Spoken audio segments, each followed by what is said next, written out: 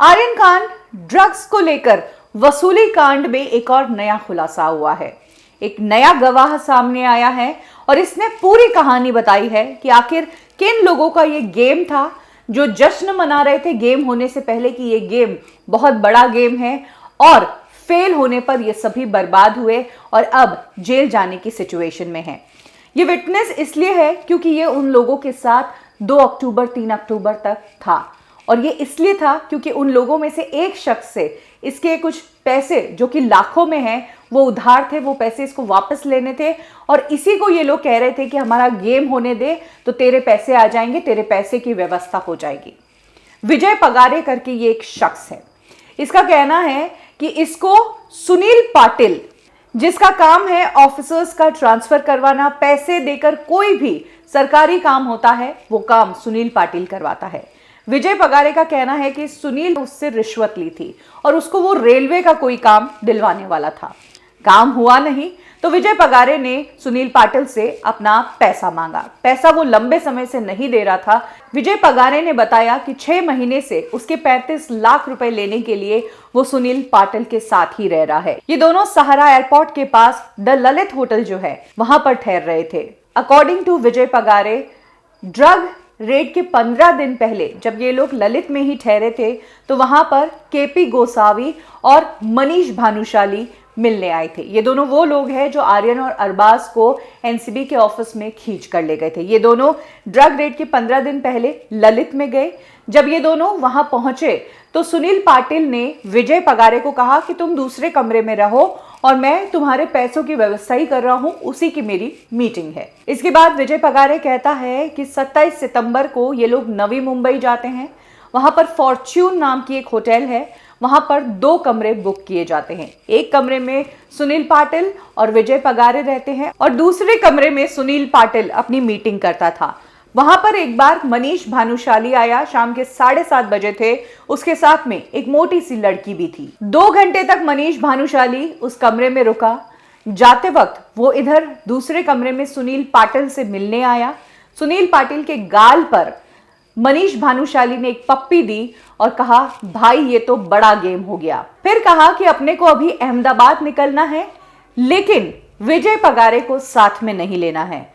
तो इस पर सुनील पाटिल कहते हैं विजय पगारे को कि तुम यहीं रहो, होटल का रूम छोड़ना मत, और मैं तुम्हारे पैसों की व्यवस्था के लिए ही जा रहा हूं, तुम्हें तुम्हारे पैसे मिल जाएंगे। वो लोग उसी दिन देर रात 11:30-12 बजे MH12-3000 नंबर की इनोवा में गए, जिस पर पुलिस लिखा हुआ था और लाइट भी लगी हुई थी पुलिस की।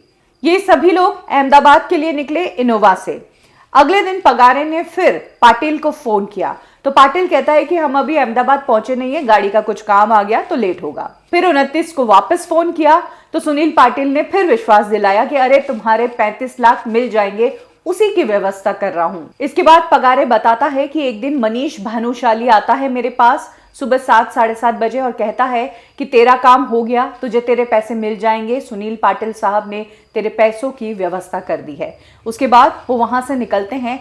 गाड़ी में थ्रू आउट मनीष भानुशाली किसी के साथ फोन पर बात कर रहा होता है और कहता है कि अरे 50 लाख ही क्यों आए, इतने कम क्यों दिए, केपी गोसावी को क्यों दिया सारा पैसा, कहीं वो पैसा लेकर भाग गया तो, इस तरह की बातें चल रही थी। तो जाहिर सी बात है ये 50 लाख वो टोकन मनी है जो शाहरुख की टीम की तरफ से इन लोगों को दी गई थी। पगारे कहता है कि उसे तब तक कुछ भी समझ में नहीं आया, लेकिन जब वो मनीष भानुशाली के साथ सुबह सुबह एनसीबी के ऑफिस पहुंचा और वहां पर बाहर मीडिया खड़ा था और आर्यन को कोर्ट ले जाने की तैयारी चल रही थी, तब जो है उसे पूरा माजरा समझ आया कि अच्छा शाहरुख का बेटा अरेस्ट हुआ है। तो विजय पगारे ने यह दावा किया है कि ये जो डील है इसमें सुनील पाटिल, केपी गोसावी, मनीष भानुशाली, सैम डिसूजा ये सभी मिले हुए थे। 25 करोड़ से इन्होंने डील करनी शुरू की थी और 18 करोड़ पर आकर ये डील बनती नजर आ रही थी। 7.5 करोड़ रुपए का हवाला भी करवा दिया गया था और 50 लाख रुपए टोकन भी दे दिए गए। लेकिन ये पैसा आया उसके बाद केपी गोसावी की आर्यन के साथ की सेल्फी सोशल मीडिया पर वायरल हो गई, बात मीडिया में आ गई, न्यूज बाहर आ गई, सबको पता चल गया शाहरुख का बेटा अरेस्ट हो गया, जिसके बाद इनका ये गेम फेल हो गया। और ये बात मनीष भानुशाली ने अपने फोन पर किसी से बात करते हुए कही कि यार डील फेल हो गई। अब सबसे बड़ी बात कि विजय पगारे मीडिया में आकर क्यों बोल रहा है, ये कंसर्न्ड अथॉरिटीज के पास क्यों नहीं गया? तो ये गया। इसका कहना है कि इसने सतीश मान शिंदे से बात करने की कोशिश की। ये जिस दिन आर्यन को कोर्ट लेकर गए थे, ये कोर्ट पहुंचा और वहां पर सतीश मान शिंदे उतरे तो उनसे बात करने की भी कोशिश की, लेकिन सतीश मान शिंदे ने नो कहकर हटा दिया। इसके बाद इसने जैसे तैसे सतीश मान शिंदे के नंबर हासिल किया और कहा कि मेरे पास इंपॉर्टेंट इंफॉर्मेशन है, लेकिन सतीश मान शिंदे ने इस तरह की या इस टॉपिक पर बात करने से ही मना कर दिया, तो जिस कारण इसे नहीं सुना गया। अब जब डील ही फेल हो गई और विजय पगारे को सुनील पाटिल जो वादा करके चल रहा था कि तेरे 35 लाख मिल जाएंगे, डील फेल होने से पैसा आया ही नहीं, तो फाइनली अब जाकर पगारे जिसे क्लियर पता चल गया कि अब पैसा नहीं आना है और फंसने के दिन आ गए हैं, तो ये मीडिया में आया है और इसने पूरी कहानी सुनाई है कि कैसे ये जो पूरा प्लान है इसको गढ़ा सुनील पाटिल, मनीष भानुशाली, केपी गोसावी और सैम डिसूजा ने। तो क्लियरली इस कहानी से ये भी समझ आ रहा है कि एनसीबी इस पैसे के मैटर में कहीं इन्वॉल्व ही नहीं थी और समीर वानखेड़े को टारगेट किया जा रहा है।